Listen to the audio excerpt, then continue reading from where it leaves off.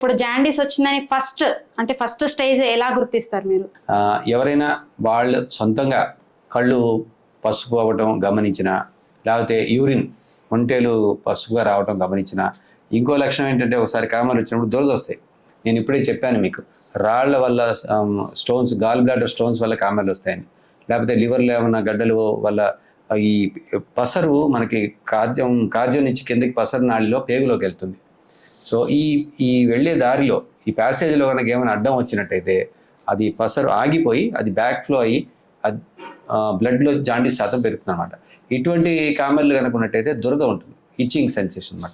So ఒక వ్యక్తికి కళ్ళు పచ్చ కావచ్చు, యూరిన్ పసుపుగా రావచ్చు, శరీరంలో బాగా దురద వస్తుంది అనమాట.